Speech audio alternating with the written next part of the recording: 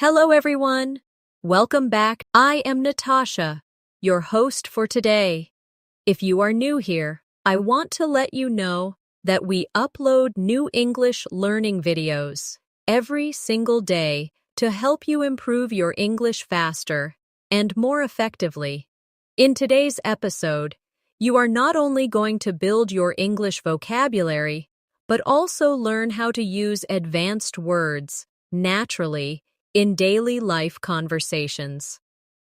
This is a special English vocabulary practice masterclass where we will explore useful advanced words step by step, and I'll show you how to bring them into your real speaking practice.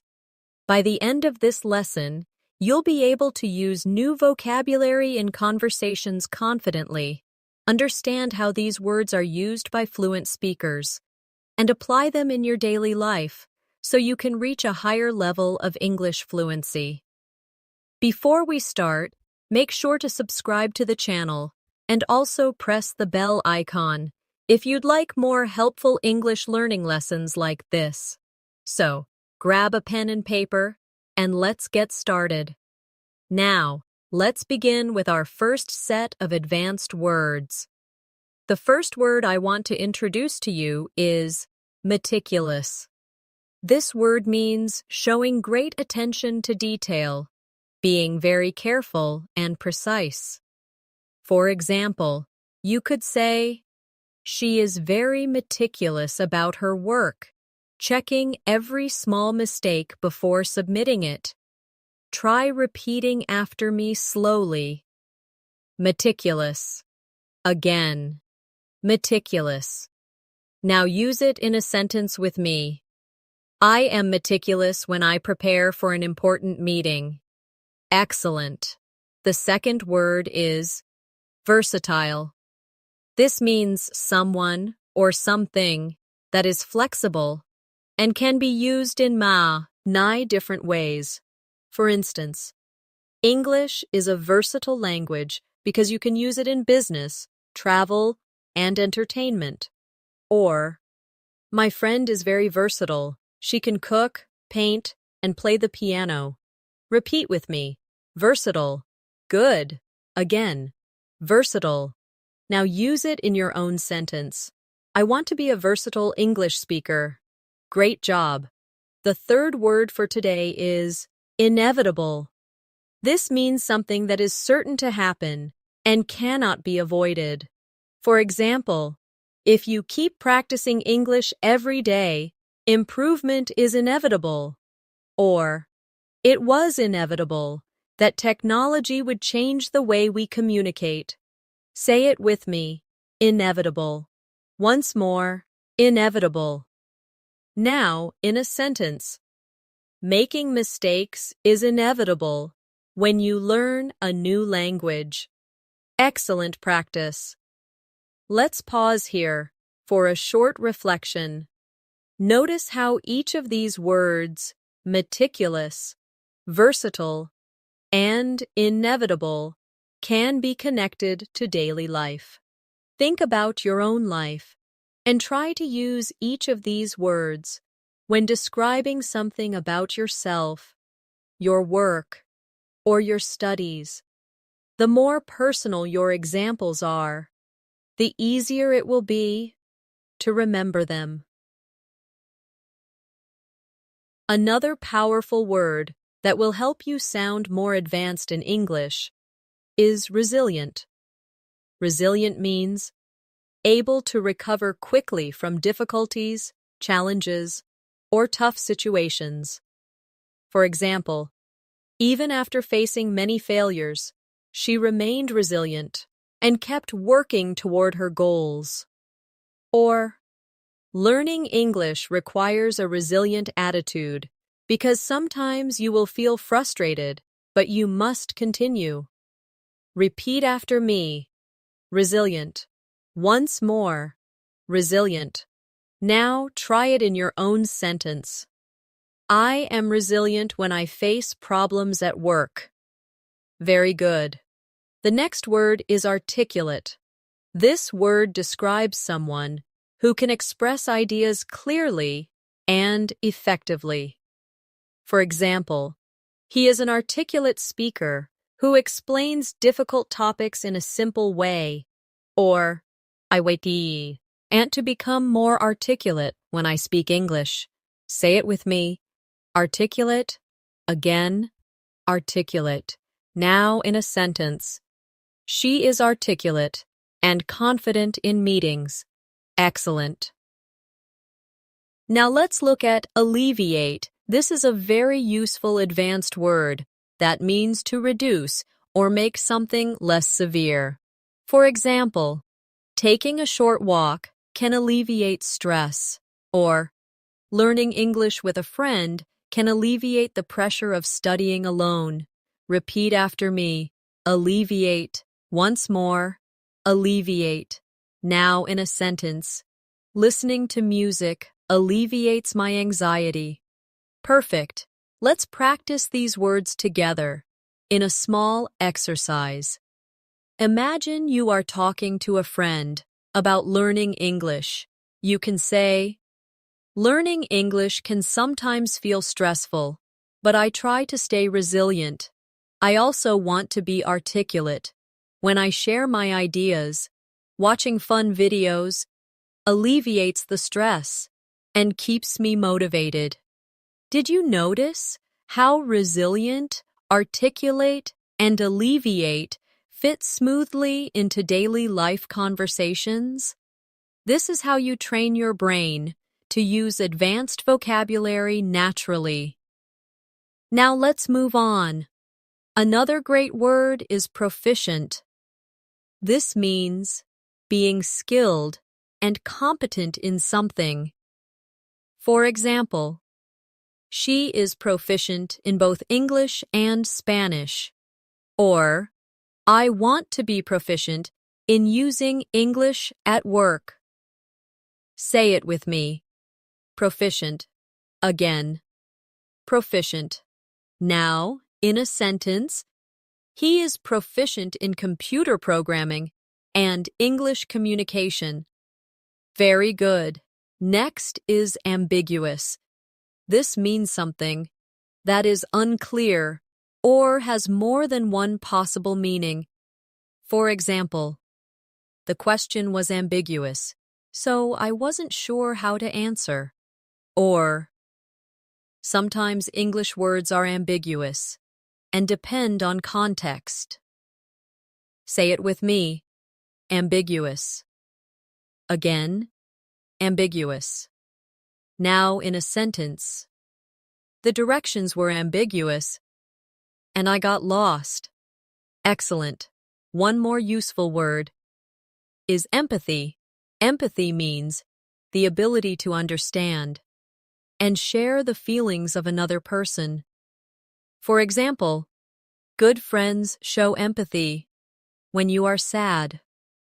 Or, teachers need empathy to understand their students' struggles. Repeat after me, empathy. Once more, empathy. Now in a sentence. I try to show empathy when someone is upset. Great practice. Let's create a mini conversation using these words. Imagine two friends talking. One says, I want to be proficient in English, but sometimes the grammar feels ambiguous. Still, I know being resilient will help me improve. Having a teacher with empathy also alleviates my stress. And one day, I hope to be articulate in every conversation. This type of practice makes the words stick in your memory because you're not only hearing the word, you're using it in realistic situations. The next word I want to share with you is contemplate. This means to think deeply about something, often for a long time. For example, before making a big decision, she likes to contemplate all the possibilities. Or, I often contemplate how to improve my English learning methods. Say it with me. Contemplate. Once more. Contemplate. Now in a sentence. He sat quietly to contemplate his future. Excellent. Now let's try diligent. Diligent describes someone who works very hard and puts consistent effort into what they do. For example, she is a diligent student who studies every day. Or, if you are diligent in practicing English, you will definitely improve. Repeat after me. Diligent. Again. Diligent. Now use it in your own sentence. I am diligent when I learn new vocabulary. Very good. Another strong word is eloquent. This means someone who speaks or writes in a very clear, persuasive, and powerful way. For example, the professor gave an eloquent speech that inspired the students. Or, I want to become eloquent when I express my opinions in English. Say it with me. Eloquent. Again. Eloquent. Now in a sentence. She is eloquent when she speaks about her passion. Excellent practice. Let's also look at reluctant. This word means unwilling or hesitant to do something. For example, he was reluctant to join the meeting because he wasn't prepared.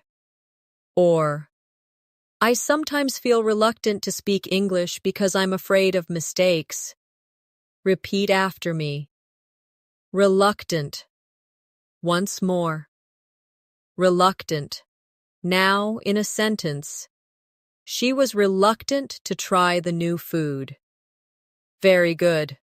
Another useful advanced word is scrutinize. This means to examine something very carefully and in detail. For example, the manager scrutinized the report before approving it. Or, when you learn a new word, scrutinize how native speakers use it in different contexts. Say it with me. Scrutinize. Again. Scrutinize. Now in a sentence, I scrutinize my essays before submitting them. Excellent. Let's practice these words together in a short exercise. Imagine you are explaining your learning process. You might say, I like to contemplate new ways to study. I stay diligent by practicing every day. I hope to be eloquent when I speak. Sometimes I feel reluctant, but I keep going. I also scrutinize my mistakes carefully so I can improve. Did you notice how natural it feels to use these words when you create sentences from your own life? That's the secret to remembering advanced vocabulary. You must connect it directly to your experiences. Now let's go further. Another advanced word is persevere. This means to continue trying even when things are difficult. For example, she had to persevere through many challenges to achieve success. Or, if you persevere in your English practice, you will definitely improve over time. Say it with me. Persevere. Again, persevere.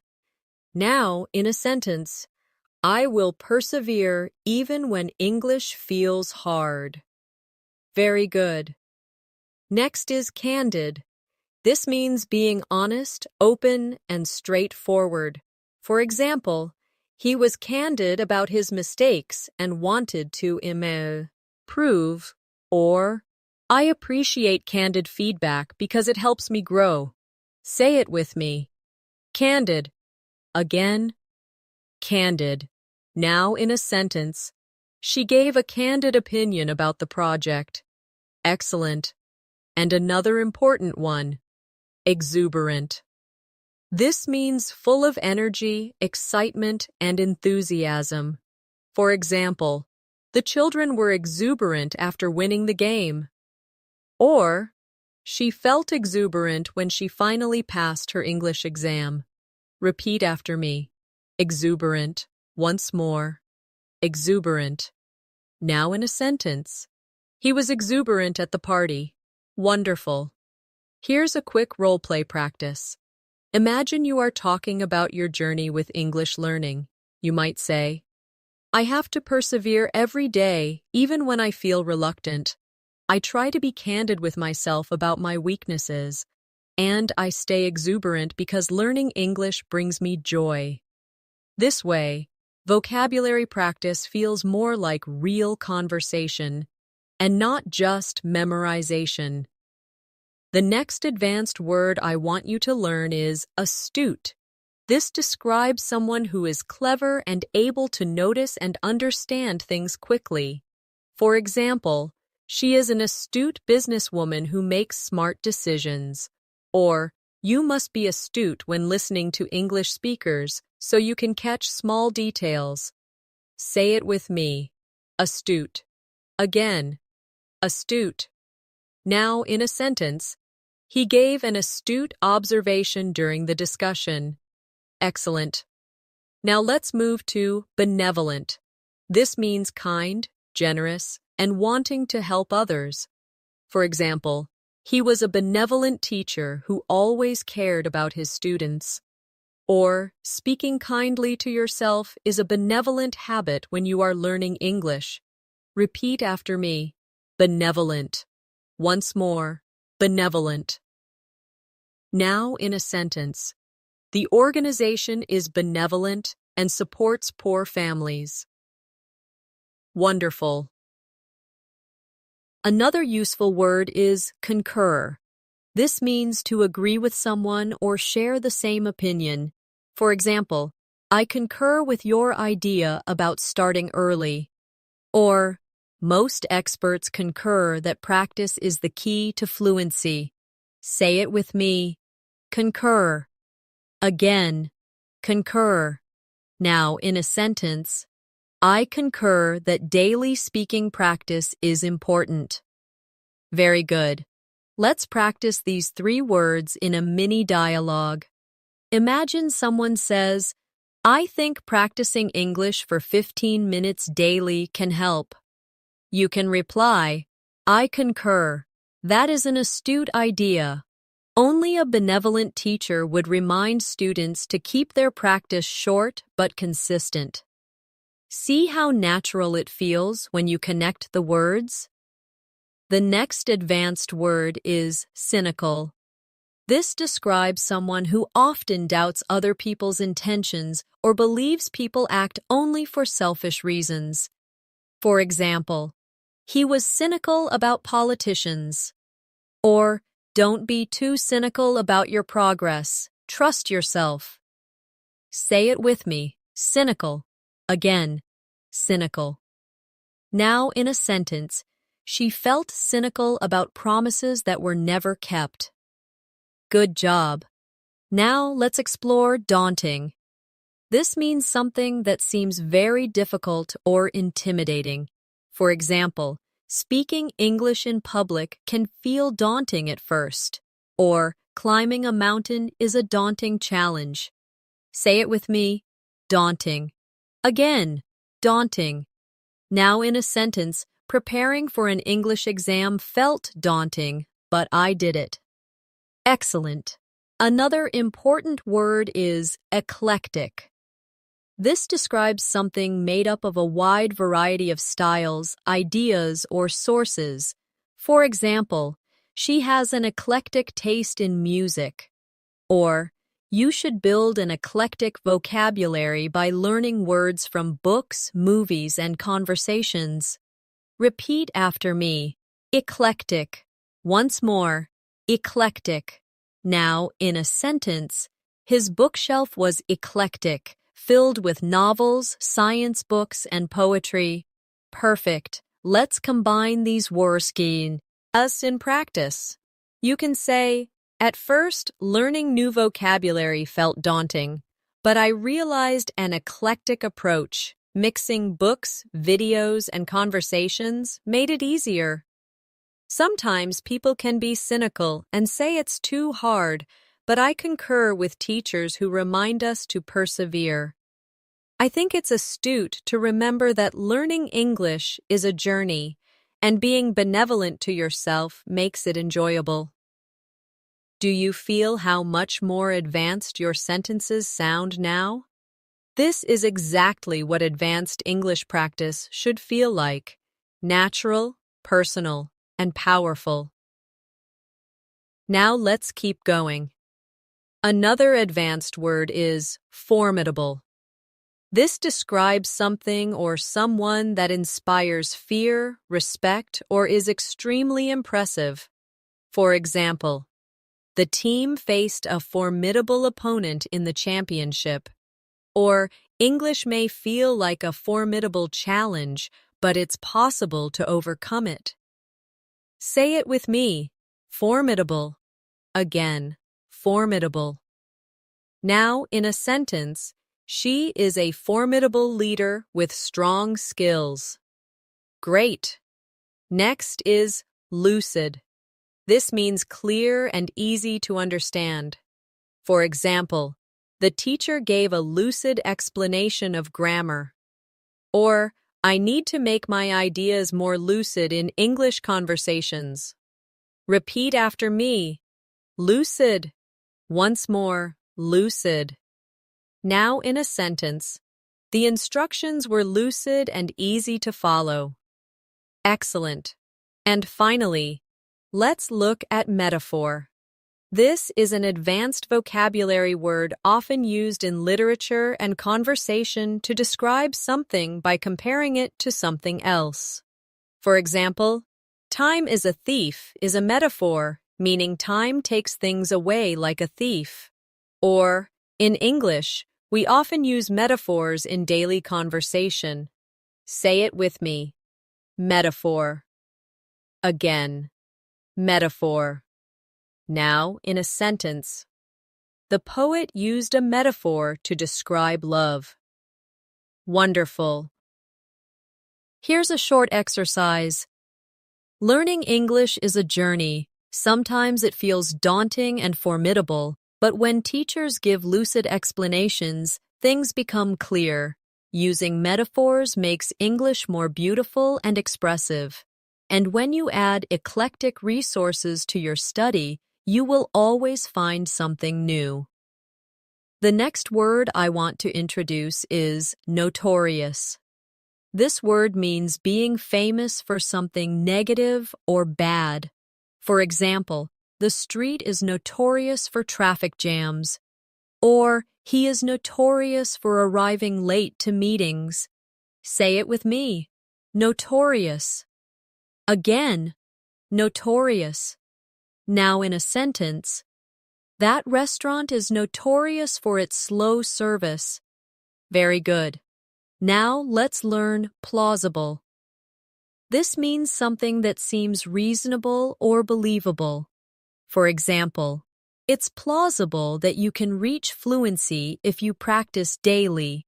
Or, her explanation was plausible, but I wasn't fully convinced. Repeat after me: plausible. Once more, plausible. Now, in a sentence, it's plausible that the train will be delayed. Excellent. Another advanced word is scrupulous. This describes someone who is very careful, honest, and does things with a strong sense of right and wrong. For example, the lawyer was scrupulous in her preparation. Or, be scrupulous when you check your English writing so you don't miss mistakes. Say it with me: scrupulous. Again, scrupulous. Now in a sentence, he is scrupulous about telling the truth. Great job. Let's also try tenacious. This means being very determined and not giving up easily.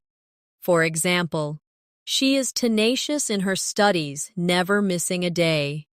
Or, to learn English fluently, you must be tenacious. Say it with me: tenacious. Again, tenacious. Now in a sentence, He is tenacious when it comes to solving problems. Wonderful. Now here's an important one. Vindicate. This means to clear someone of blame or prove something is correct. For example, the evidence helped vindicate the innocent man, or her success vindicated her decision to study abroad. Say it with me. Vindicate. Again. Vindicate. Now in a sentence, the results vindicated his hard work. Excellent. Let's create a small practice dialogue with these words.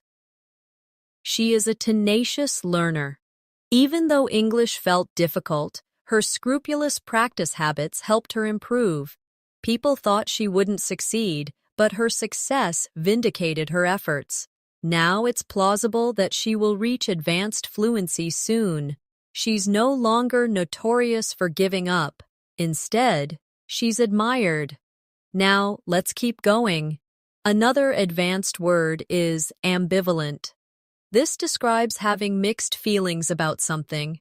For example, she felt ambivalent about moving to a new city, or I feel ambivalent when I think about speaking English in front of strangers. Say it with me. Ambivalent.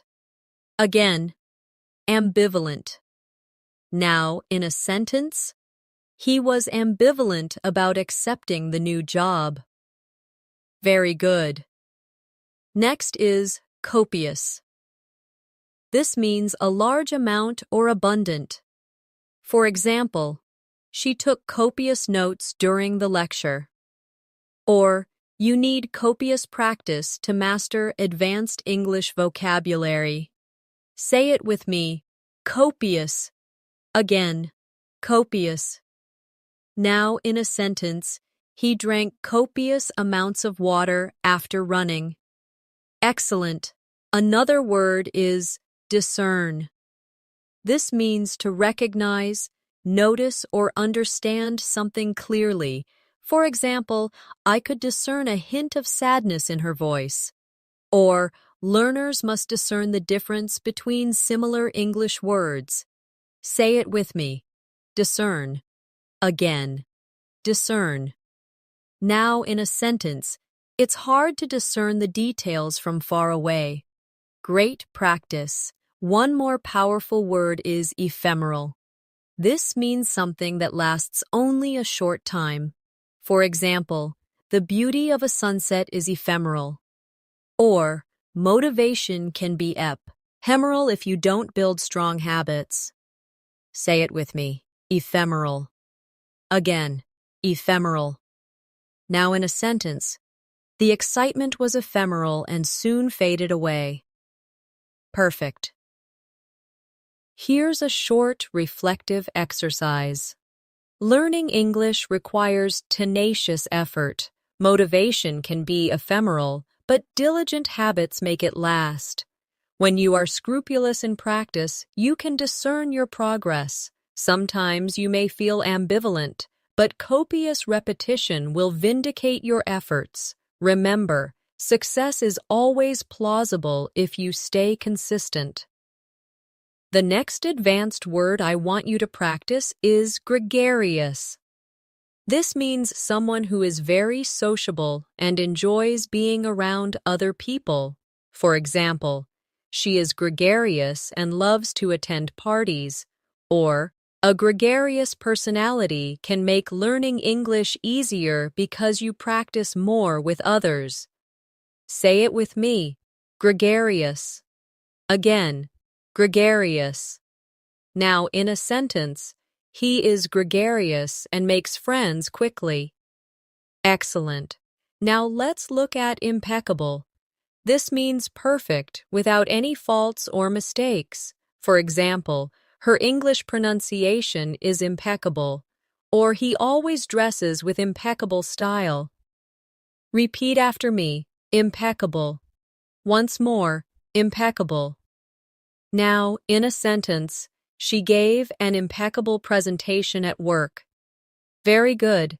Another useful word is melancholy. This means a deep feeling of sadness, often without a clear reason.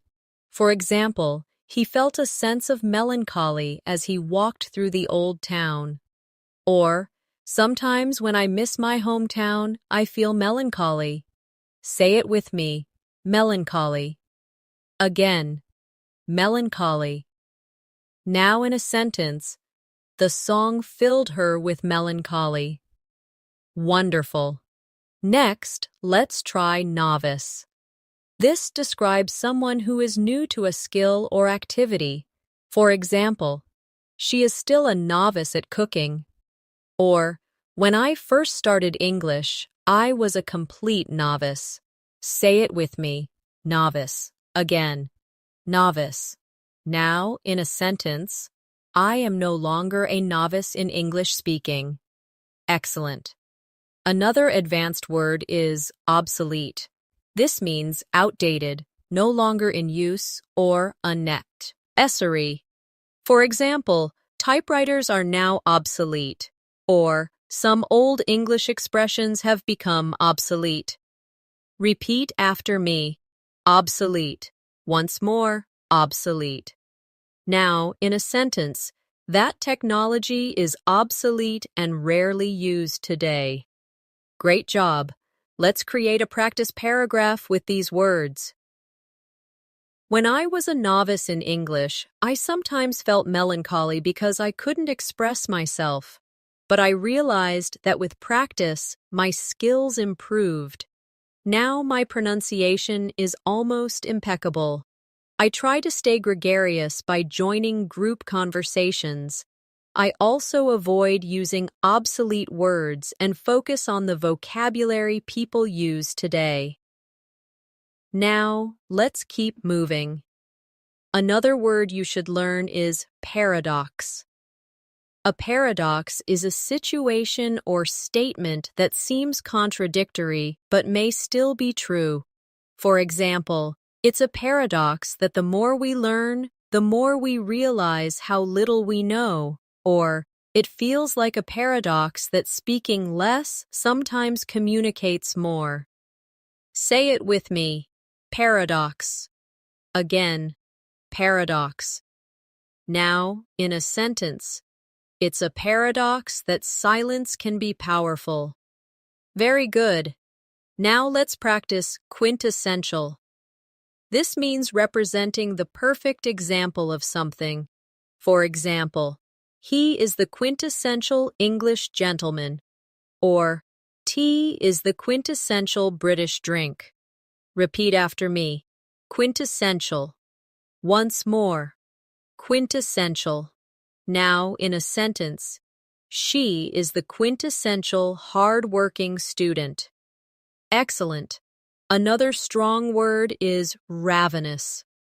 This means extremely hungry or having a strong desire for something.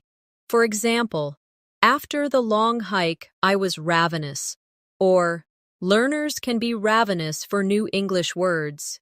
Say it with me, ravenous. Again, ravenous.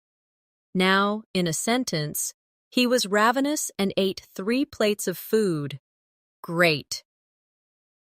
Next is scramble. This means to move quickly or to struggle to achieve something. For example, the students scrambled to finish their assignments. Or, I scrambled to find the right English word during the conversation. Say it with me. Scramble. Again, scramble. Now, in a sentence, we had to scramble to catch the bus. Excellent. Let's join these in practice. It's a paradox that even advanced learners sometimes scramble to find the right words. But when you are ravenous for learning, you improve quickly.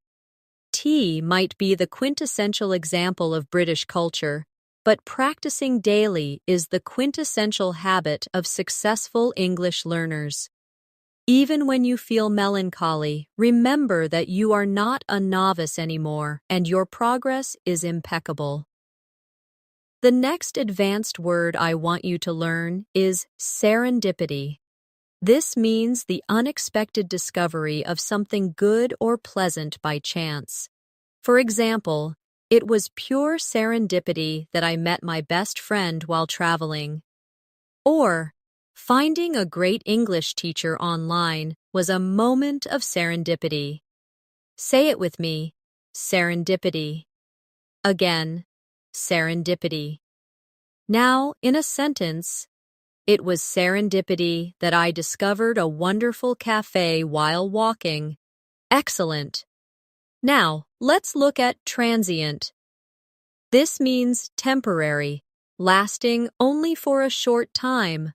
For example, the city has a large transient population of tourists. Or, frustration in learning English is transient. It will pass if you keep practicing. Repeat after me. Transient. Once more. Transient. Now in a sentence, our difficulties are transient, not permanent. Very good. Another word is utopia. This means an imagined perfect world where everything is ideal. For example, some people dream of living in a utopia without problems. Or for many learners, fluency feels like a utopia, but with practice, it becomes real.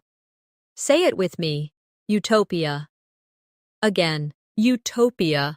Now, in a sentence, they imagined a utopia where everyone spoke one language. Great job.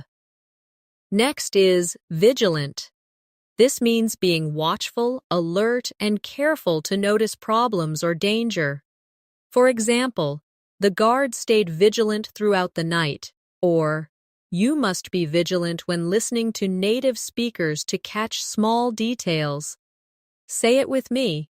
Vigilant. Again, vigilant. Now in a sentence, parents are vigilant about their children's safety.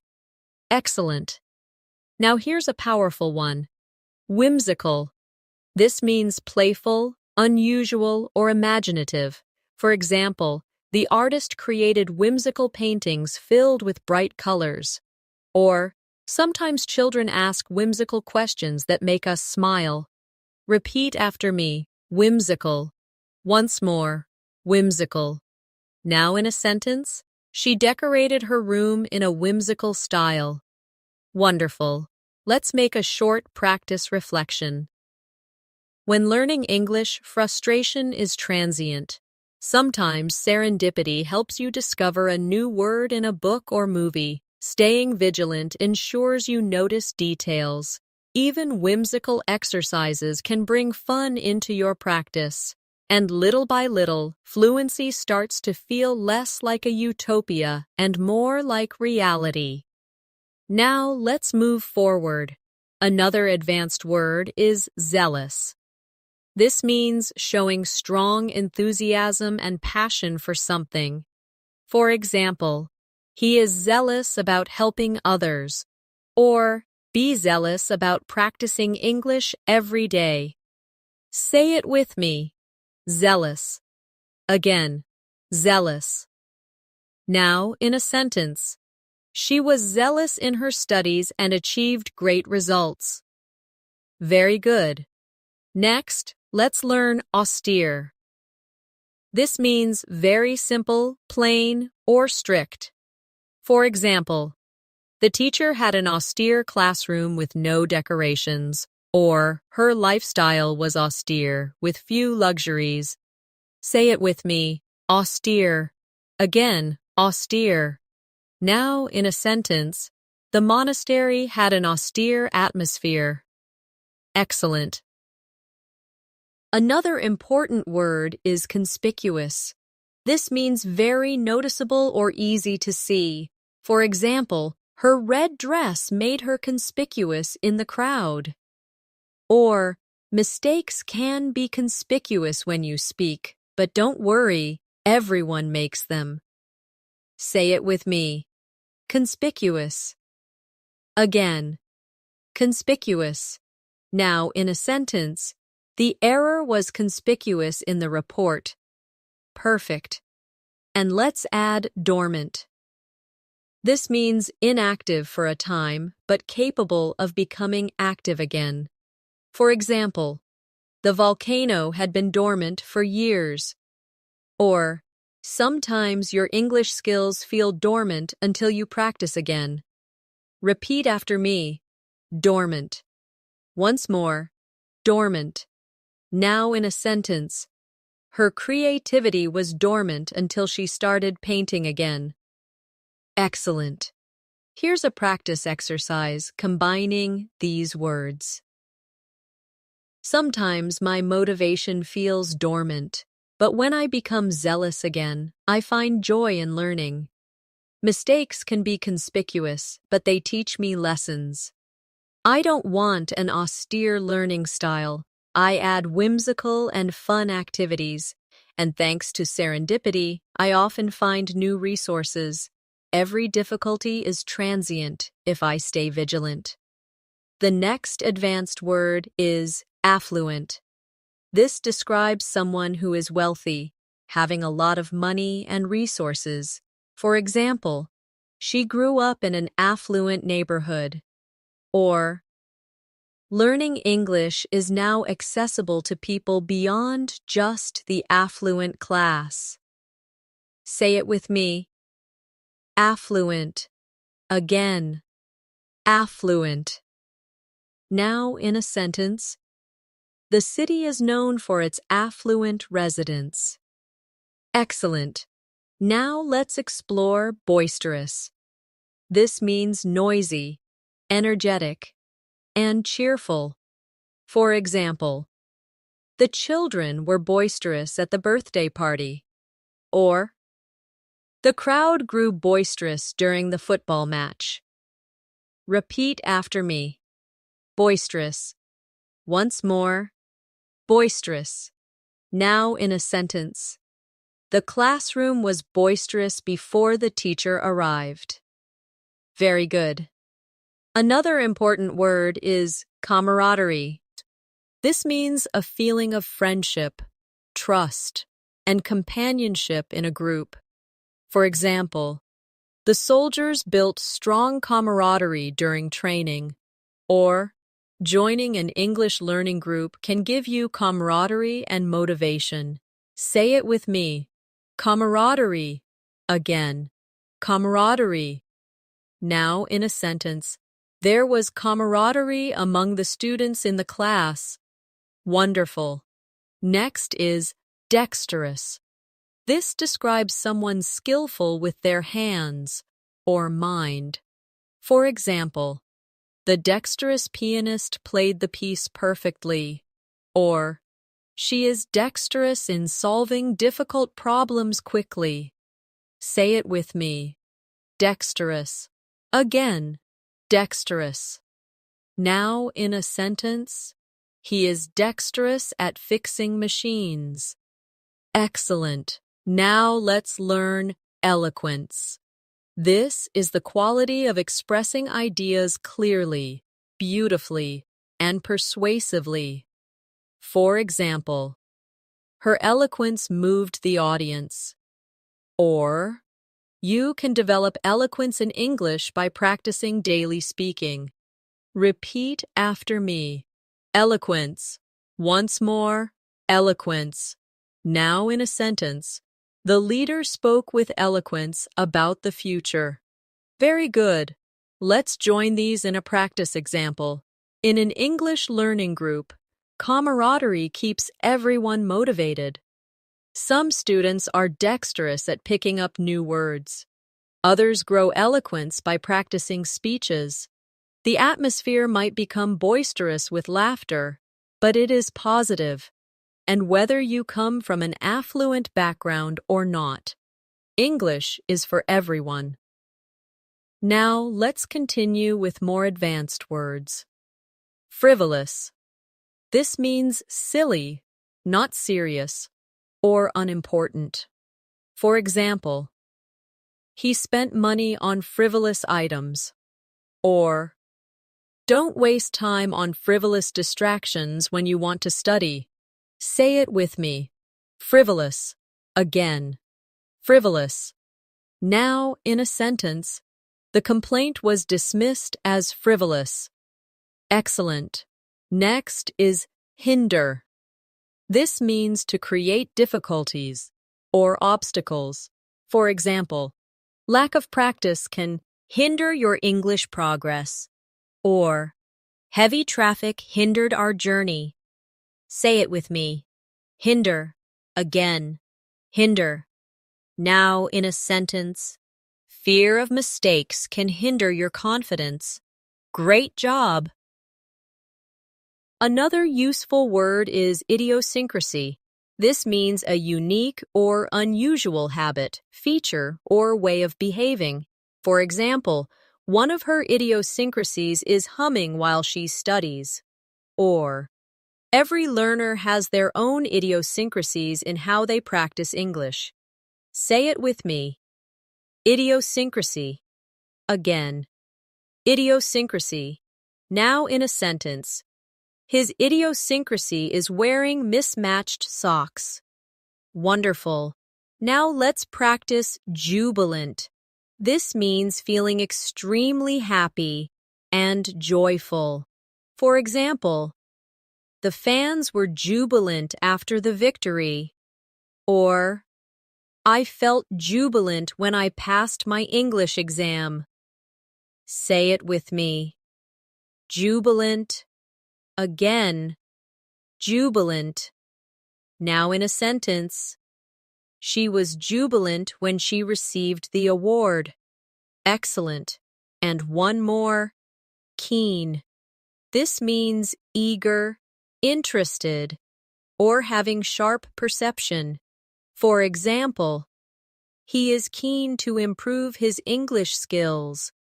Or, she has a keen sense of observation. Repeat after me. Keen. Again. Keen. Now in a sentence. I am keen on learning new vocabulary every day. Very good. Let's tie them together in a reflection. Sometimes frivolous distractions can hinder your learning, but when you stay keen, your progress grows faster. Every student has an idiosyncrasy in how they study. Some celebrate jubilant moments when they succeed, the camaraderie of learning together, even in a boisterous group, can make the journey joyful and productive. The next advanced word I want you to learn is lucidate. This means to make something clear or explain something in detail. For example, the teacher elucidated the difficult concept so that everyone understood. Or, I try to elucidate my ideas in English to avoid confusion. Say it with me. Lucidate. Again. Lucidate. Now in a sentence. She elucidated her plans for the project. Excellent. Now let's learn. Magnanimous. This describes someone who is very generous and forgiving, especially towards someone less powerful or even towards an enemy. For example, he was magnanimous in victory and congratulated his opponent. Or, being magnanimous in conversations shows maturity. Repeat after me. Magnanimous. Once more. Magnanimous. Now in a sentence. She was magnanimous enough to forgive his mistake. Very good. Another powerful word is nefarious. This means wicked, evil, or criminal. For example, the gang was involved in nefarious activities. Or, spreading lies is a nefarious habit. Say it with me. Nefarious. Again. Nefarious. Now in a sentence. The villain had a nefarious plan. Excellent. Next, let's practice. Obstinate. This means stubborn, refusing to change one's opinion or behavior. For example, he was obstinate and refused to listen to advice. Or, sometimes children can be obstinate when they don't want to study. Say it with me. Obstinate. Again. Obstinate. Now, in a sentence, she remained obstinate even when she was wrong. Wonderful. Another advanced word is pragmatic. This means dealing with things in a realistic, practical way, rather than an idealistic way. For example, she took a pragmatic approach to solving the problem. Or, when learning English, be pragmatic. Set realistic goals and work consistently. Say it with me. Pragmatic. Again. Pragmatic. Now, in a sentence, he gave pragmatic advice about saving money. Excellent. Now, let's join these words together in practice. Even when someone is obstinate, you can be magnanimous and forgive them. Beware of nefarious influences that waste your time. Be pragmatic in your study plans. And when you elucidate your ideas clearly, you will build confidence in English conversations. Let's move on to more. Quell.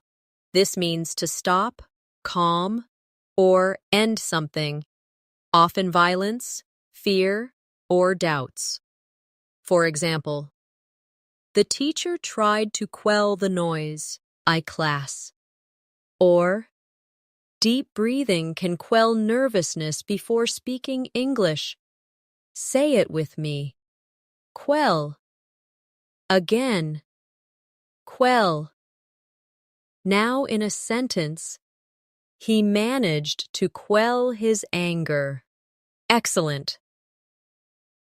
Next is rhetoric. This refers to the art of effective or persuasive speaking and writing. For example, the politician's rhetoric inspired the audience. Or, you can improve your English rhetoric by practicing public speaking. Repeat after me. Rhetoric. Again. Rhetoric. Now in a sentence, his rhetoric was powerful and convincing. Very good. Another advanced word is sagacious. This means wise, having good judgment and insight. For example, she was a sagacious leader who guided her team wisely. Or, a sagacious learner chooses the right methods to improve English. Say it with me. Sagacious. Again. Sagacious. Now in a sentence, his sagacious advice helped me succeed. Excellent. And let's add tirade. This means a long, angry speech of criticism or accusation. For example, the coach gave a tirade after the team lost. Or, she launched into a tirade about unfair treatment. Say it with me. Tirade. Again. Tirade. Now, in a sentence, the manager's tirade shocked the employees. Great. Here's a reflective practice. Sometimes you may face a tirade from someone who is obstinate, but remain magnanimous. Stay sagacious, and use rhetoric carefully. Quell your own nervousness with calm breathing, and remember to be pragmatic. Small daily steps are stronger than big, unrealistic plans. The next advanced word I want you to practice is ubiquitous. This means something that seems to be everywhere at the same time. For example, smartphones are ubiquitous in today's world. Or, English words from movies are ubiquitous in conversations across the globe. Say it with me. Ubiquitous. Again. Ubiquitous. Now in a sentence, social media has become ubiquitous in daily life. Excellent. Now let's learn vicarious. This describes experiencing something through the feelings or actions of another person. For example, She felt vicarious joy when her friend won the competition. Or, watching movies in English gives you a vicarious experience of another culture. Repeat after me, vicarious. Once more, vicarious. Now, in a sentence, I lived vicariously through the characters in the book. Very good. Another powerful word is wary. This means being cautious or careful because you don't fully trust a situation. For example, he was wary of strangers, or be wary of false promises when choosing online courses. Say it with me. Wary. Again, wary. Now, in a sentence, she was wary about walking alone at night. Excellent. Next, let's practice yearn. This means to have a strong desire or longing for something. For example, he yearned for freedom, or many learners yearn to speak English fluently. Say it with me, yearn. Again, yearn. Now, in a sentence, I yearn for the day I can travel and speak confidently. Wonderful. Another advanced word is zenith. This means the highest point, peak, or most successful moment. For example, the empire reached its zenith in the 18th century, or when you achieve fluency, you feel at the zenith of your English journey. Say it with me, zenith. Again, zenith. Now in a sentence, the singer was at the zenith of her career. Excellent. Let's combine these words in practice. English has become ubiquitous across the world. Many students yearn to master it and reach the zenith of fluency. Some feel wary of challenges, but watching movies offers vicarious experiences that help. Stay patient and keep practicing, and you'll move closer to your goal. Now, let's keep going. Another useful word is adamant. This means refusing to be persuaded or to change your mind. For example, he was adamant about his decision. Or, she was adamant that she would learn English no matter how difficult it was. Say it with me, adamant. Now, in a sentence, the teacher was adamant about deadlines. Excellent. Next is belligerent. This means aggressive or hostile. For example, the belligerent customer shouted at the staff, or don't be belligerent when correcting others' mistakes. Say it with me, belligerent. Again, belligerent. Now, in a sentence, his belligerent tone made everyone uncomfortable. Very good. Another advanced word is candidness. This refers to being open, honest, and straightforward in expression. For example, I appreciated her candidness during the discussion. Or, candidness in feedback helps learners grow. Say it with me, candidness. Again, candidness. Now, in a sentence, his candidness made the conversation refreshing. Wonderful. Now let's try detrimental. This means causing harm or damage.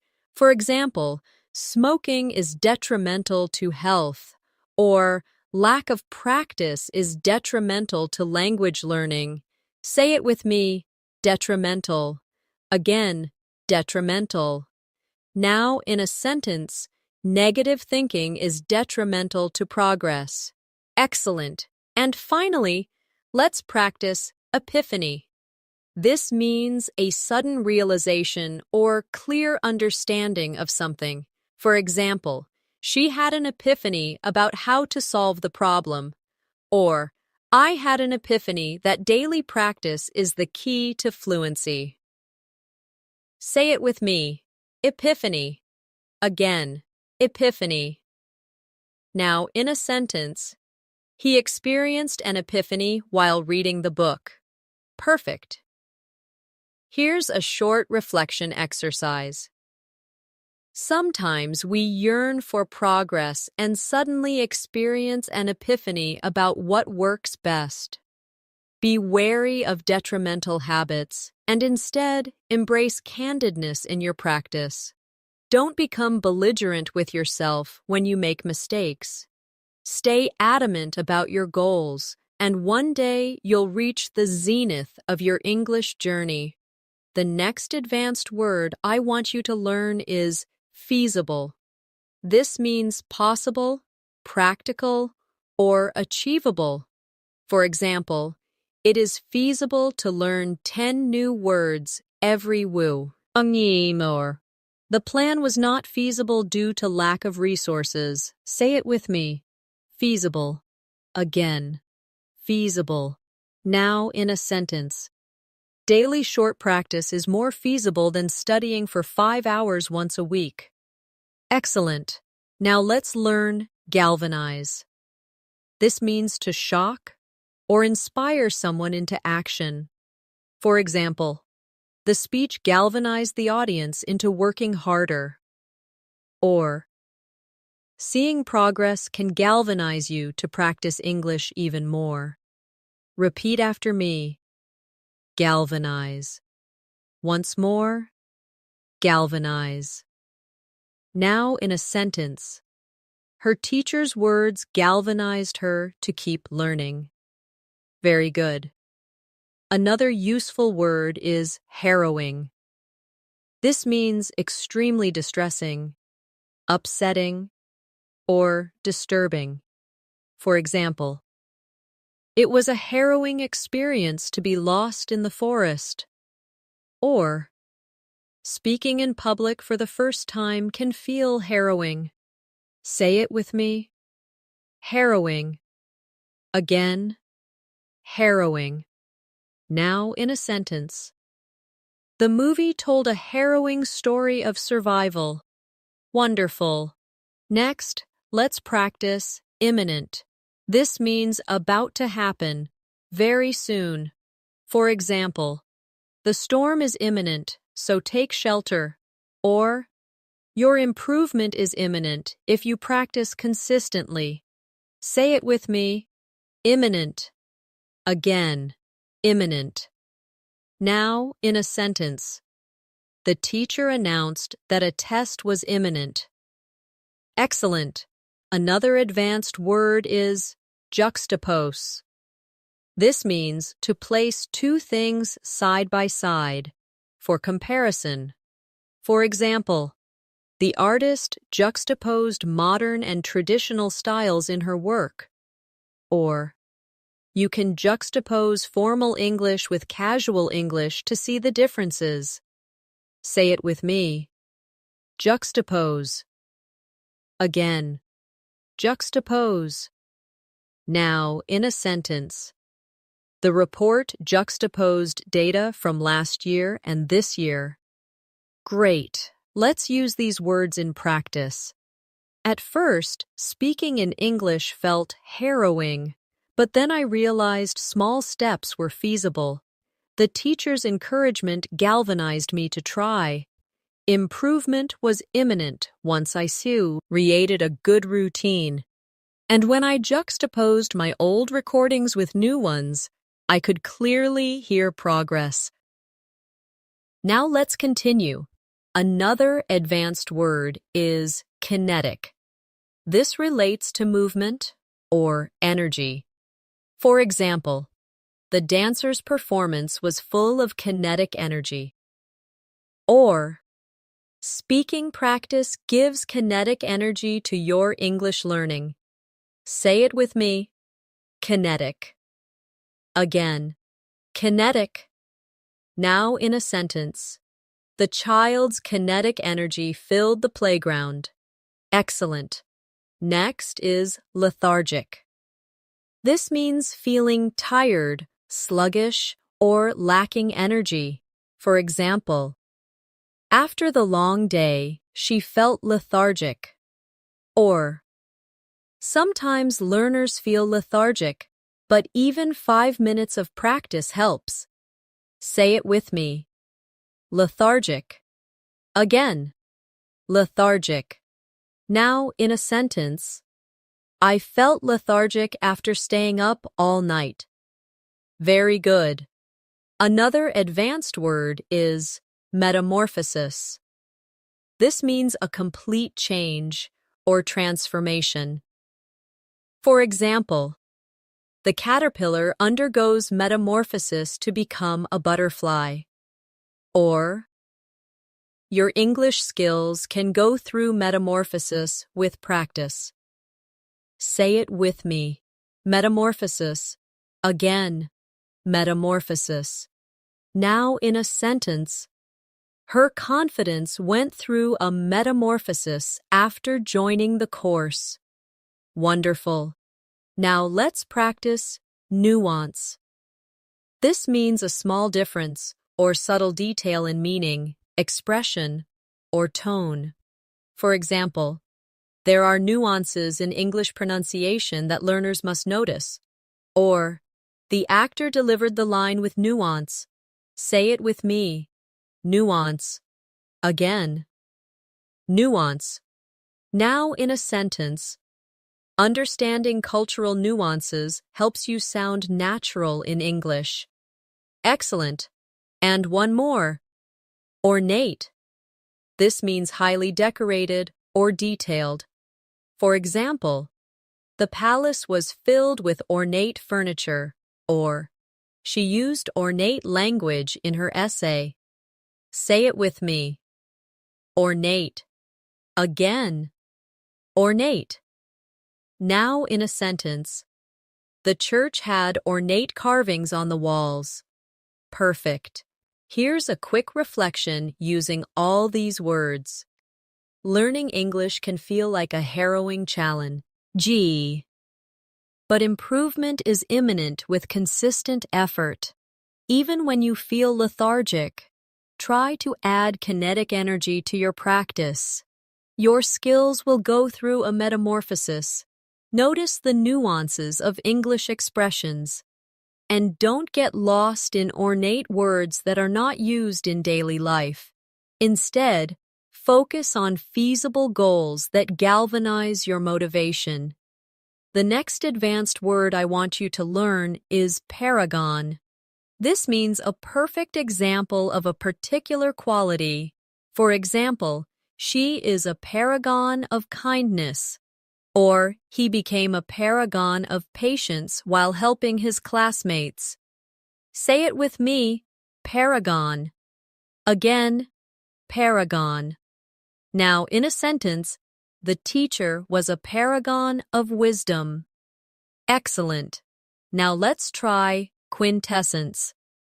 This means the purest, most perfect example of something. For example, he is the quintessence of a professional, or practice is the quintessence of learning English. Repeat after me, quintessence. Again, quintessence. Now, in a sentence, the painting is the quintessence of beauty. Very good. Another useful word is relinquish.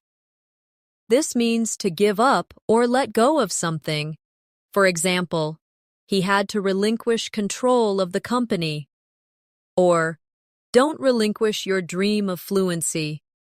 Say it with me. Relinquish. Again. Relinquish. Now, in a sentence, she decided to relinquish her seat to the older passenger. Wonderful. Next, let's learn stoic. This means someone who can endure pain or hardship without showing feelings or complaining. For example, he remained stoic during the difficult times. Or, a stoic attitude helps learners push through mistakes. Say it with me. Stoic. Again, stoic. Now in a sentence, she stayed stoic even when criticized. Excellent. Another advanced word is tenuous. This means weak, uncertain, or fragile. For example, the connection between the two ideas was tenuous. Say it with me. Tenuous. Again, tenuous. Now in a sentence, the evidence was tenuous and not convincing. Perfect. Now let's practice with a reflection. At first, my confidence in English was tenuous, but I refused to relinquish my goal. I stayed stoic even when I made mistakes. Over time, practice became the quintessence of my progress, and now I hope to be a paragon of fluency for others. Now let's continue with more. Unprecedented. This means never done or known before without previous example. For example, the team achieved unprecedented success, or online learning has grown at an unprecedented rate. Say it with me. Unprecedented. Again, unprecedented. Now, in a sentence, the company faced unprecedented challenges. Excellent. Next is viable. This means capable of working successfully, practical. For example, daily practice is a viable method to learn English, or the plan was not financially viable. Repeat after me. Viable. Again, viable. Now in a sentence, this idea is viable and worth trying. Very good. Another word is withstand. This means to resist or survive something difficult. For example, the building can withstand earthquakes. Or, you must withstand the frustration of mistakes to improve. Say it with me. Withstand. Again, withstand. Now, in a sentence, he can withstand pressure at work. Wonderful. Now let's try zeal. This means great energy or passion in pursuit of something. For example, she studied with zeal, or bring zeal into your English practice. Say it with me. Zeal. Again. Zeal. Now in a sentence, he showed great zeal in helping others. Excellent. And one more advanced word here. Aloof. This means distant, not friendly or emotionally detached. For example, she seemed aloof at the party. Or, some people stay aloof because they lack confidence in English. Say it with me. Aloof. Again, aloof. Now in a sentence.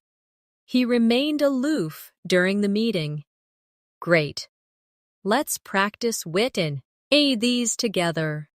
Sometimes learners seem aloof because they fear making mistakes, but with zeal, they can withstand difficulties. Small, viable steps lead to success. The progress you achieve may feel unprecedented. Don't relinquish your goal. Stay stoic, stay strong, and soon you'll be the paragon of fluency. The next advanced word is brevity. This means using few words to express something clearly and effectively. For example, the speaker impressed the audience with the brevity of his explanation. Or, in English, brevity is useful when giving clear answers. Say it with me. Brevity. Again, brevity. Now in a sentence, her message had power because of its brevity. Excellent. Now let's learn conundrum. This means a difficult problem or puzzle. For example, the mystery presented a real conundrum for the detective. Or, choosing the right word in English can feel like a conundrum. Repeat after me. Conundrum. Again. Conundrum. Now in a sentence. I faced a conundrum about which option to choose. Very good. Another useful word is detract.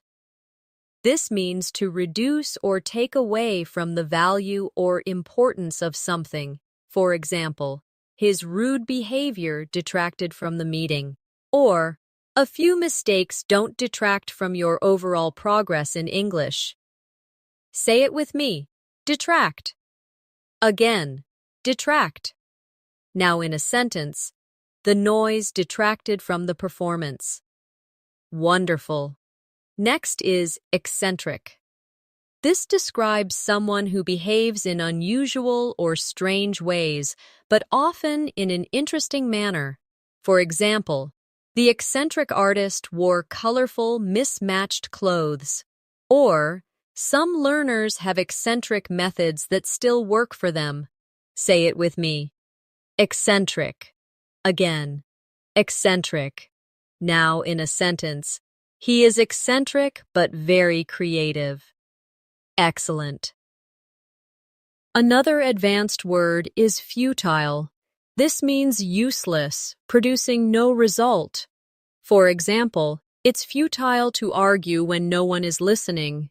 Or, it's never futile to practice English. Every step helps you improve. Say it with me. Futile.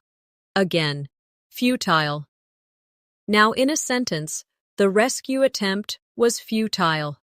Perfect. Let's practice them together. Sometimes learning English feels like a conundrum. You may make mistakes, but those don't detract from your progress. Even eccentric study habits can be effective. Never think your effort is futile. Even small steps matter. And remember, brevity in communication is often more powerful than long explanations. Now let's continue with more. Grueling. This means very tiring and demanding. For example, the marathon was grueling, or memorizing hundreds of words in one day is grueling and not effective. Say it with me. Grueling. Again. Grueling. Now in a sentence, the students went through a grueling exam. Excellent. Next is hubris. This means excessive pride or arrogance. For example, his hubris led to his downfall. Or, avoid hubris. Stay humble in your English learning journey. Repeat after me. Hubris. Again, hubris.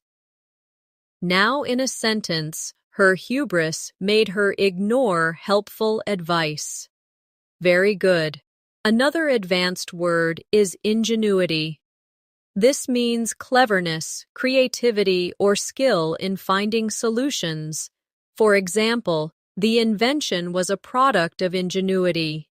Or, learners often show ingenuity when creating practice methods. Say it with me. Ingenuity. Again. Ingenuity. Now, in a sentence. His ingenuity solved the problem quickly. Wonderful. Now, let's practice jargon. This refers to specialized words used by a particular profession or group.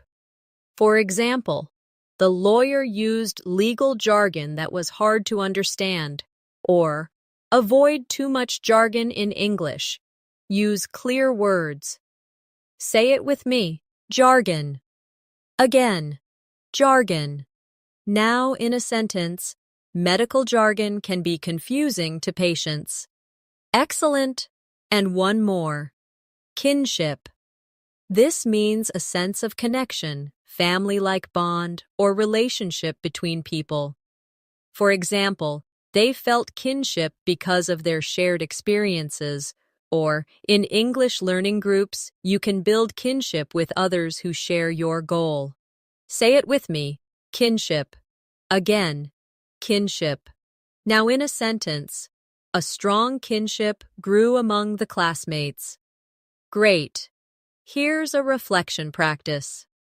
English can sometimes feel like a grueling challenge, but use your ingenuity to find fun ways of practicing. Avoid hubris and accept help from others. Build kinship with fellow learners. Be careful not to get lost in jargon and focus instead on clarity. Even when it feels futile, remember, progress is happening step by step. The next advanced word I want you to learn is lament. This means to express sadness, grief, or regret. For example, she lamented the loss of her childhood home, or many learners lament not starting English earlier. Say it with me.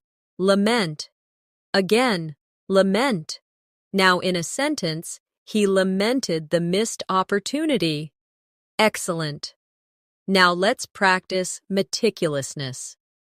This is the quality of being very careful, paying close attention to detail. For example, her meticulousness in checking grammar improved her writing. Or, meticulousness is important when practicing pronunciation. Repeat after me. Meticulousness. Again, meticulousness. Now, in a sentence, his meticulousness impressed his teacher. Very good. Another advanced word is nostalgia. This means a sentimental longing for the past. For example, she felt nostalgia when she saw her old school, or sometimes watching old movies gives me nostalgia. Say it with me, nostalgia. Again, nostalgia. Now in a sentence, he spoke with nostalgia about his childhood. Wonderful. Next, let's try ostracize. This means to exclude someone from a group or society. For example, the group ostracized him after the argument. Or, some learners feel ostracized if they don't speak fluently, but they should keep trying. Say it with me. Ostracize. Again, ostracize. Now, in a sentence, she felt ostracized by her classmates. Excellent. Another powerful word is placate. This means to calm someone down or make them less angry. For example, the manager placated the upset customer. Or, teachers often placate nervous students before exams. Say it with me. Placate. Again, placate.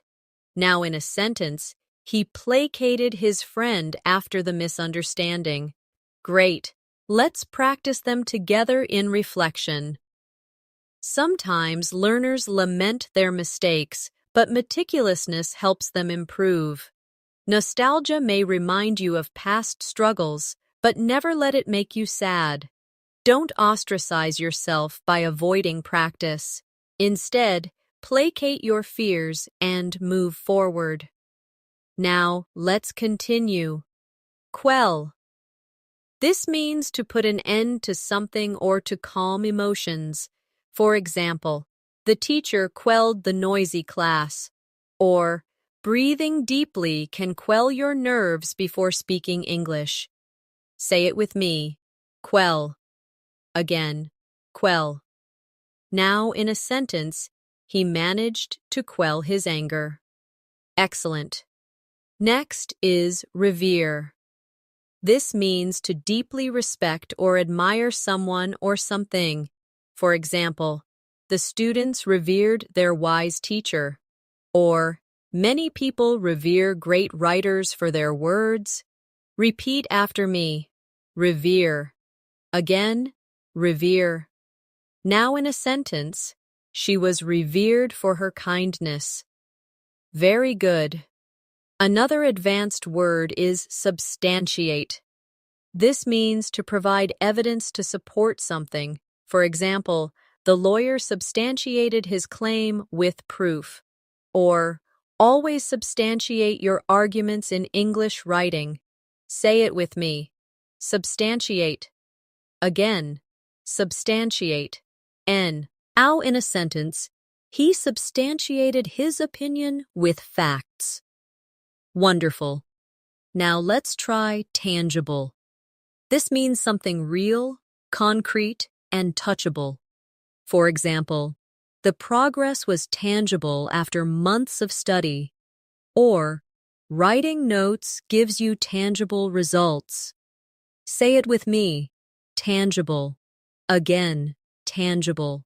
Now, in a sentence, the success brought tangible benefits. Excellent.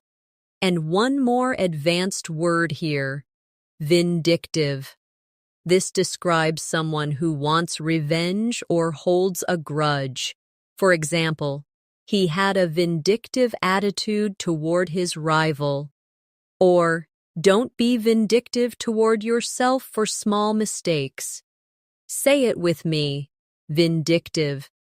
Again, vindictive. Now in a sentence, she was vindictive after the betrayal. Great. Here's a mini reflection with these words. When learning, always substantiate your knowledge with practice. Celebrate tangible results. Revere your teachers and mentors for their guidance. Quell your nervousness and avoid being vindictive toward yourself or others. And remember, meticulousness will make you stronger every day.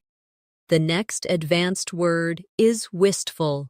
This means having a gentle sadness or longing for something. For example, she gave a wistful smile when she remembered her childhood.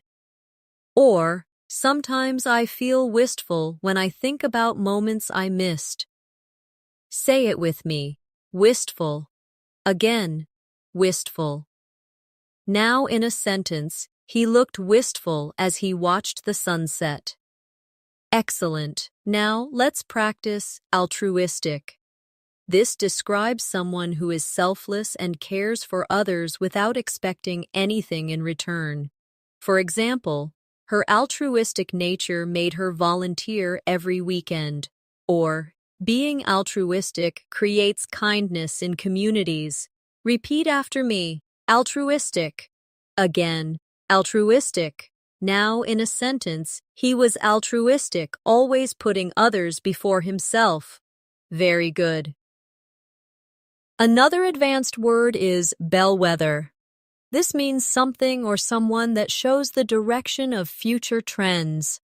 For example, the company's success became a bellwether for the entire industry. Or, technology often serves as a bellwether of social change. Say it with me. Bellwether. Again, bellwether. Now in a sentence. This project was the bellwether of their new approach. Wonderful. Next is circumspect. This means being cautious, careful, and considering risks before acting. For example, he was circumspect in making investments. Or, be circumspect when choosing who to practice English with online. Say it with me. Circumspect. Again, circumspect. Now in a sentence, she was circumspect about revealing personal details. Excellent. Another powerful word is dormant. This means inactive for a time, but capable of becoming active later. For example, the seeds lay dormant in the soil until spring. Or, your English skills may feel dormant, but practice will awaken them. Say it with me. Dormant. Again, dormant. Now in a sentence, the volcano had been dormant for decades. Great. Let's tie these together in practice. Sometimes your skills lie dormant, but with altruistic friends helping you, you feel stronger. A bellwether of progress is when you begin to think in English. Stay circumspect in choosing study resources, and if you ever feel wistful, use that feeling to motivate your learning. Now let's keep going. Ephemeral. This means lasting for only a short time. For example, the rainbow was ephemeral, disappearing in minutes. Or, motivation can be ephemeral if not supported by habits. Say it with me. Ephemeral. Again, ephemeral. Now in a sentence, happiness from shopping is ephemeral. Excellent. Next is fortitude. This means courage and strength in facing difficulties. For example, she showed great fortitude during the crisis. Or, learning English requires fortitude and patience. Repeat after me. Fortitude. Again. Fortitude. Now in a sentence, he faced the challenge with fortitude. Very good. Another advanced word is gregariousness. This is the quality of enjoying being social and friendly. For example, her gregariousness made her popular. Or, gregariousness helps English learners practice more often. Say it with me. Gregariousness. Again. Gregariousness. Now in a sentence, his gregariousness brought energy to the group. Wonderful. Now let's practice hierarchy. This means a system where people or things are ranked by importance or level. For example, the company had a strict hierarchy, or language has a hierarchy of basic words and advanced ones. Say it with me. Hierarchy. Again, hierarchy. Now, in a sentence, there was a clear hierarchy in the organization. Excellent. And one more. Inept. This means clumsy, unskilled, or not good at something. For example, he felt inept at cooking, or, at first I felt inept at speaking English, but I improved. Say it with me. Inept. Again, inept. Now in a sentence, her inept handling of the situation caused problems. Great. Here's a reflection practice. At the beginning, I felt inept in English conversations, but I developed fortitude and kept going. My gregariousness gave me practice opportunities. I understood the hierarchy of words, from simple to advanced. I avoided ephemeral motivation by creating habits, and I tried to live altruistically, helping others as I learned. The next advanced word I want you to learn is jubilant. This means feeling or expressing great joy and happiness. For example, the team was jubilant after their victory, or I felt jubilant when I finally spoke English confidently. Say it with me. Jubilant. Again, jubilant. Now, she was jubilant when she passed the exam. Excellent. Now let's try kinetic. This relates to movement or energy in motion. For example, the children played with kinetic energy. Or speaking English adds kinetic energy to your practice. Repeat after me. Kinetic. Again, kinetic. Now in a sentence, the dance was full of kinetic movements. Very good. Another advanced word is lucrative. This means producing a lot of profit or being financially rewarding. For example, he found a lucrative job in finance. Or, English can open the door to lucrative career opportunities. Say it with me. Lucrative. Again, lucrative. Now in a sentence, the business became very lucrative. Wonderful. Next is mundane. This means ordinary, dull, or lacking excitement. For example, he was tired of mundane tasks at work. Or, don't let your practice feel mundane. Add fun activities. Say it with me. Mundane. Again, mundane. Now in a sentence, she wanted to escape her mundane routine. Excellent. Another strong word is notion. This means an idea, belief, or opinion. For example, he rejected the notion that learning English was impossible, or I agree with the notion that practice builds confidence. Say it with me. Notion. Again, notion. Now in a sentence, she had the notion to travel abroad. Great. Let's bring them together in practice.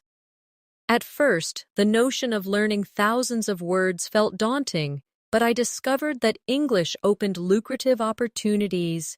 My lessons became jubilant moments of success.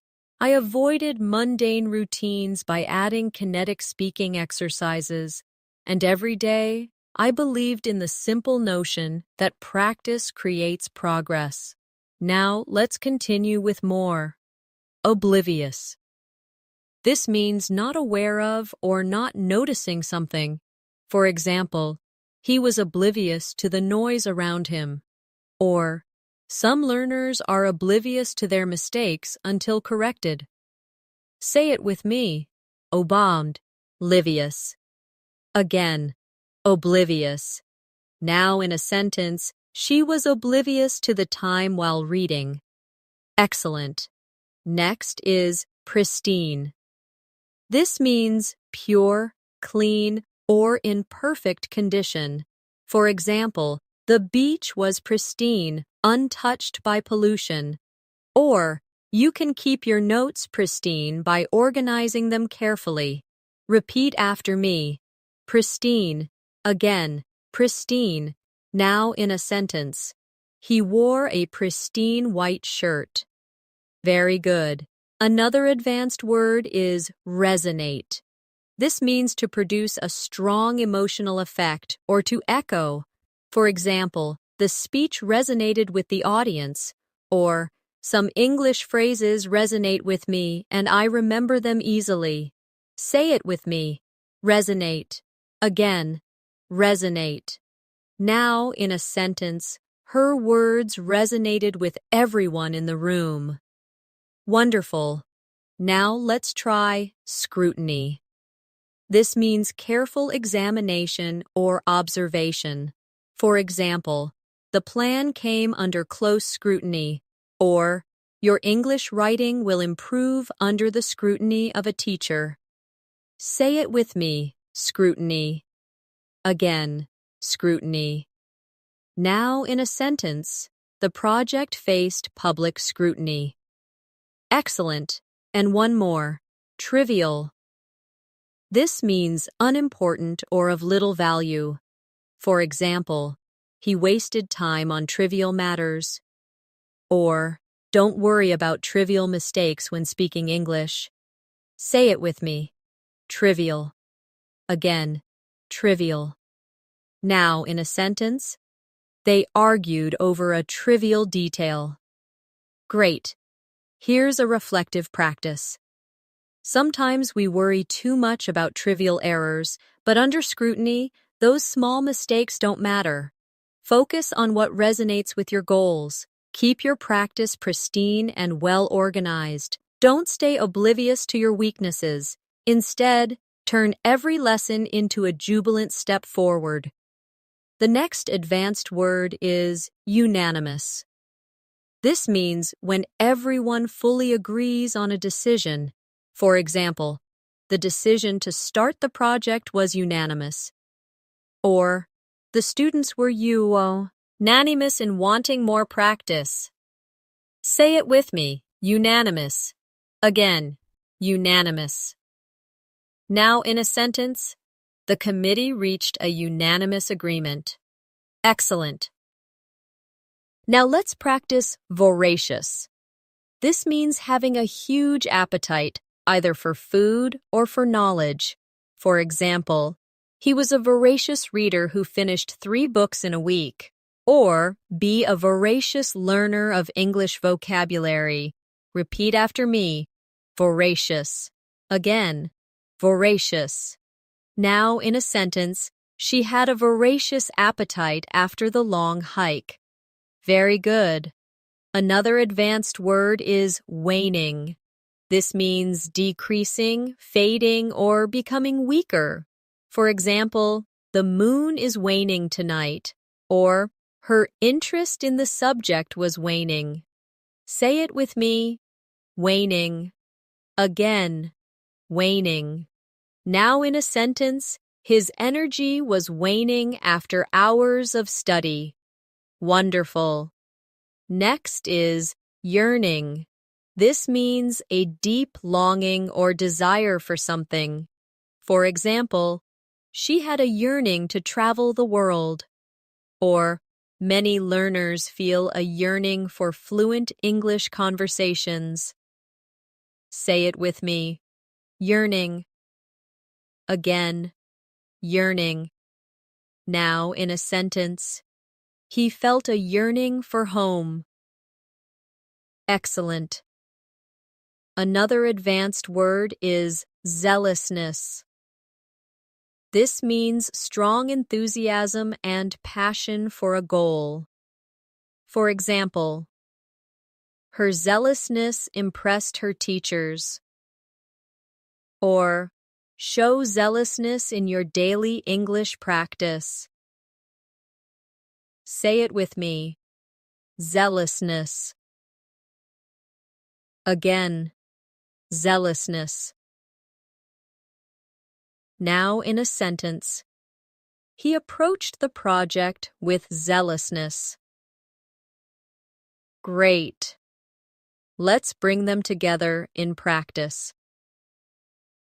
A unanimous decision to study together gave the group motivation. Each student had a voracious appetite for learning. Even when their energy was waning, their yearning for fluency kept them going. Their zealousness became the fuel for progress. Now let's continue with more.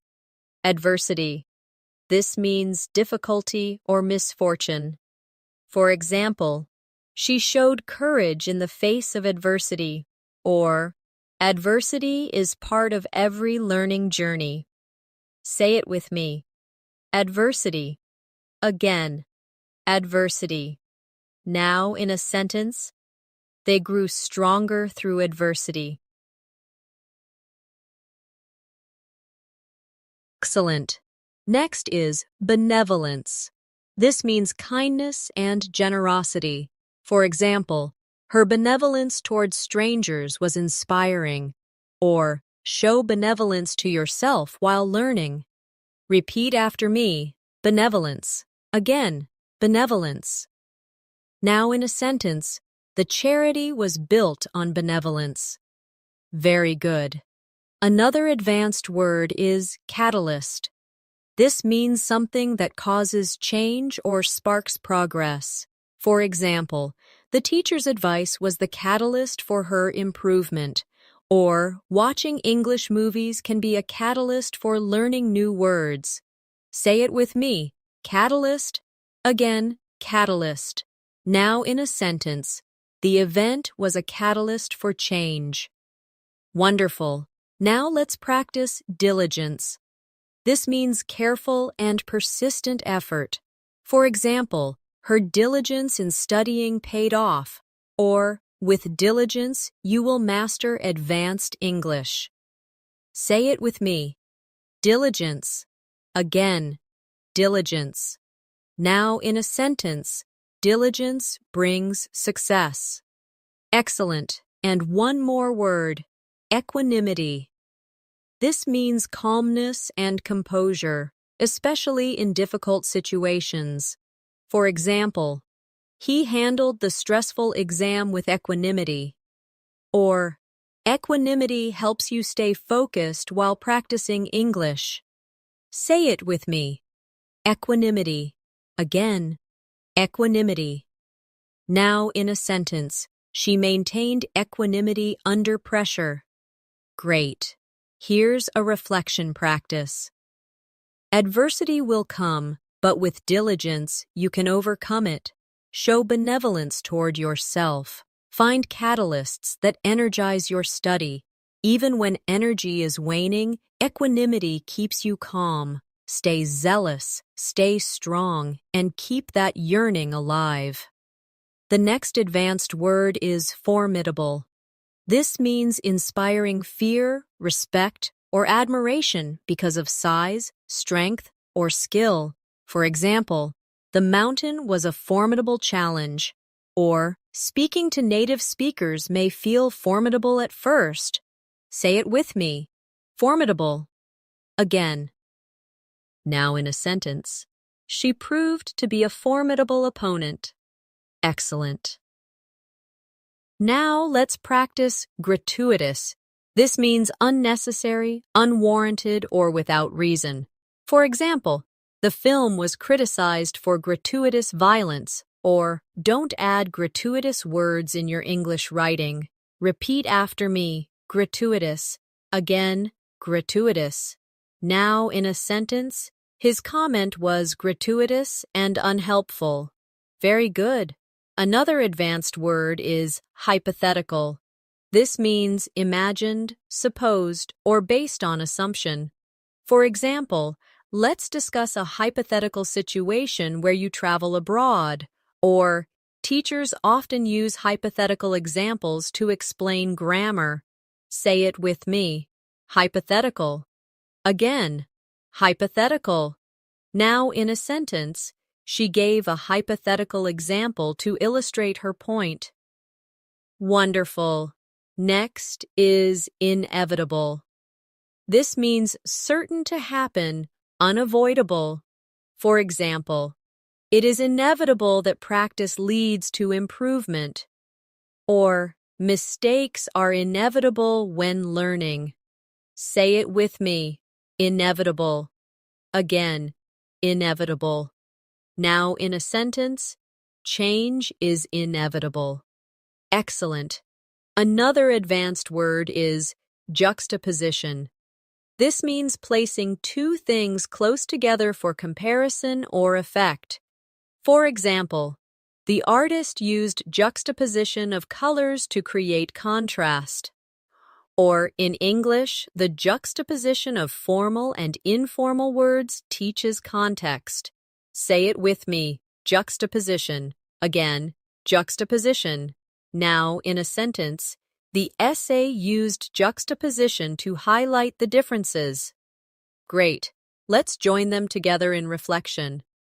At first, English may feel like a formidable challenge. Mistakes are inevitable, but avoid adding gratuitous worry.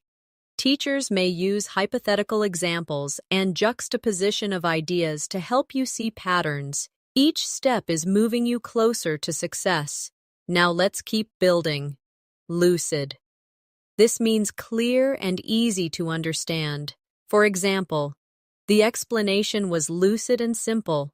Or, aim to give lucid answers in Eng. Lish. Say it with me. Lucid. Again. Lucid. Now in a sentence, his writing was lucid and engaging. Excellent. Next is malevolent. This means having or showing a wish to harm others. For example, the villain had a malevolent smile. Or, avoid malevolent thoughts toward yourself when you make errors. Repeat after me. Malevolent. Again, malevolent. Now in a sentence, she felt a malevolent presence in the story. Very good. Another word is novel.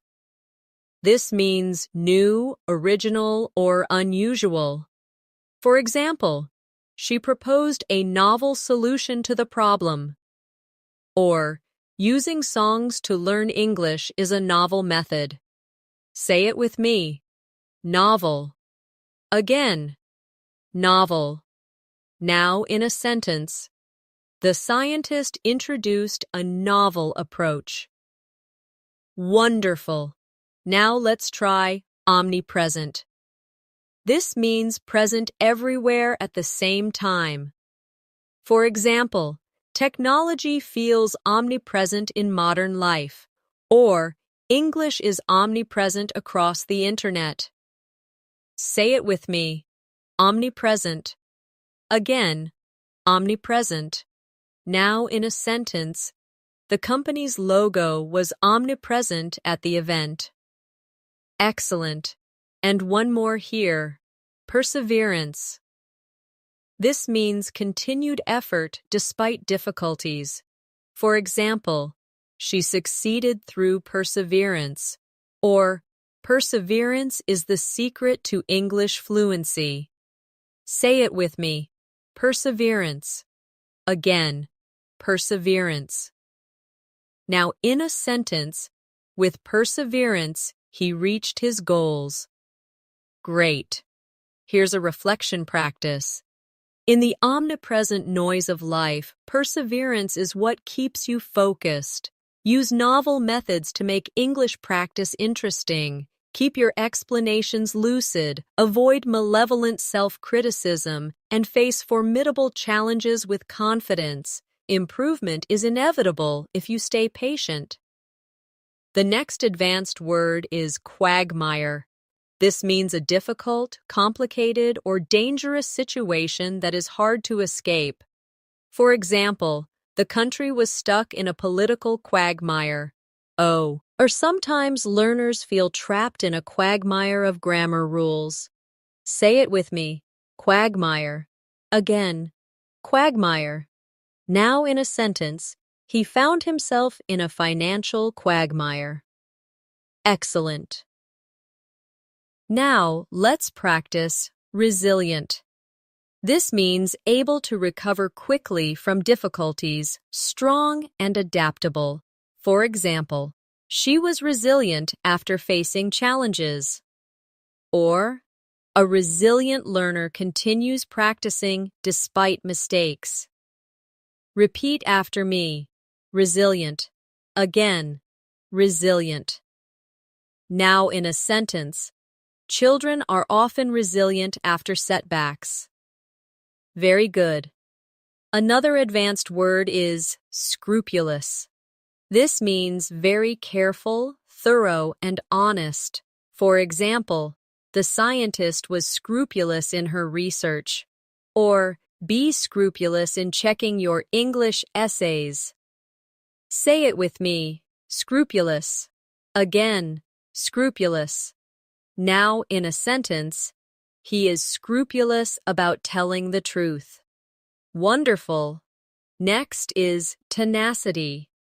This means determination and persistence in continuing despite obstacles. For example, her tenacity helped her achieve success. Or, tenacity is needed to reach English fluency. Say it with me. Tenacity. Again. Tenacity. Now in a sentence, he showed tenacity in solving the problem. Excellent. Another advanced word is unequivocal. This means leaving no doubt, very clear and direct. For example, she gave an unequivocal answer. Or, daily practice shows your unequivocal commitment to learning. Say it with me. Unequivocal. Again, unequivocal. Now in a sentence, his statement was unequivocal. Great. Let's join them together in practice. At times, learning English feels like a quagmire, but resilient learners move forward with tenacity.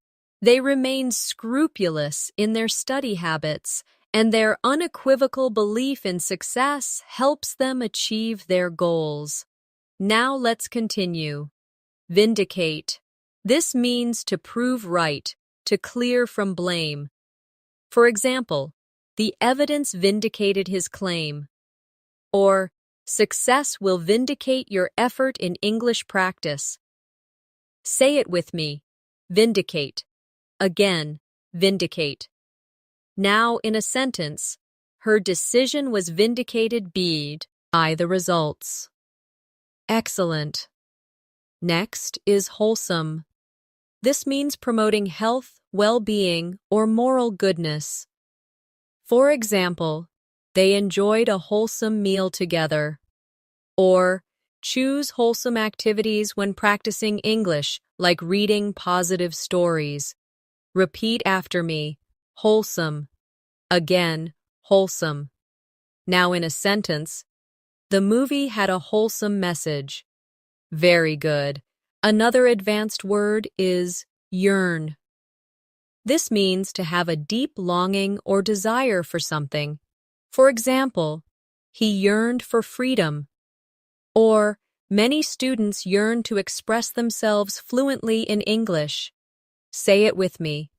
Yearn. Again. Yearn. Now in a sentence, she yearned to travel abroad. Wonderful. Now let's practice zephyr. This means a soft, gentle breeze.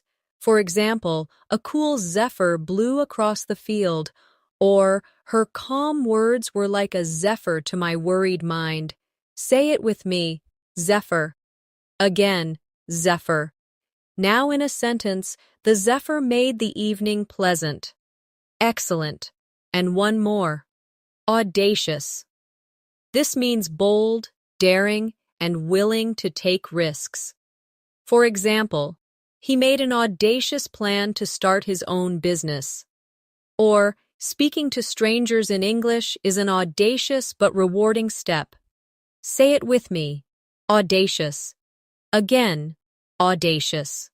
Now in a sentence, her audacious ideas surprised everyone. Great. Here's a reflection practice. Your yearning for fluency may sometimes feel like a distant dream, but remember, every audacious attempt to speak brings progress. Stay resilient, keep your habits scrupulous, and let tenacity guide you. Even when things feel like a quagmire, your unequivocal focus will vindicate your journey. And like a refreshing zephyr, small successes will bring you wholesome joy. The next advanced word is benevolent. This means kind, generous, and wanting to do good. For example, the benevolent teacher helped every student succeed. Or, a benevolent attitude toward yourself makes learning easier. Say it with me. Benevolent. Again, benevolent. Now in a sentence, the charity was started by a benevolent woman. Excellent. Now let's practice cathartic. This means providing relief from strong emotions, often by expressing them. For example, crying can be a cathartic experience, or speaking freely in English can feel cathartic. Repeat after me. Cathartic. Again, cathartic. Now, in a sentence, writing in my journal felt cathartic. Very good. Another advanced word is discernment. This means the ability to judge well and make wise decisions. For example, she showed great discernment in choosing her words. Or, learners need discernment when selecting study materials. Say it with me. Discernment. Again, discernment. Now in a sentence, his discernment helped him avoid mistakes. Wonderful. Next is epitome. This means the perfect example of something. For example, she is the epitome of grace. Or, a dedicated student is the epitome of success. Say it with me. Epitome. Again, epitome. Now in a sentence, he was the epitome of confidence. Excellent. Another advanced word is fluctuate. This means to change, rise, or fall irregularly. For example, her motivation fluctuates depending on her mood, or confidence may fluctuate, but practice makes it stable. Say it with me. Fluctuate. Again. Fluctuate. Now in a sentence, prices fluctuate every season. Great. And one more. Holistic. This means considering the whole system rather than just parts. For example, she takes a holistic approach to health, or take a holistic approach to learning English by balancing listening, speaking, reading, and writing. Say it with me. Holistic. And again, holistic. Now, in a sentence, we need a holistic view of the problem. Excellent. Here's one last reflection practice. Your progress may fluctuate, but perseverance will carry you through. With discernment, you can choose the right path. Show benevolence to yourself and let English practice be cathartic, releasing your fears. Be the epitome of dedication and take a holistic approach to reach true fluency. And now, we've come to the end of this advanced English vocabulary masterclass. Today, you and I explored a vast collection of powerful words together, practicing their meanings, examples, and daily life sentences. Step by step, you've seen how advanced vocabulary transforms your communication, making you sound more fluent, confident, and expressive. Remember, learning words is not just about memorizing, it's about living them, using them in your conversations, and making them part of your own story. So I encourage you to practice these words out loud, write them in your journal, and bring them into your daily life. Because every new word you master is a tool that shapes your fluency and strengthens your English voice. Thank you so much for joining me in this lesson. If you found this helpful, don't forget to subscribe to the channel and press the bell icon so you never miss another episode. And please share this video with friends who want to grow their English skills too. Stay consistent, stay confident, and always keep moving toward your goals. This is Natasha, and I'll see you in the next lesson. Until then, keep practicing, keep learning, and keep shining.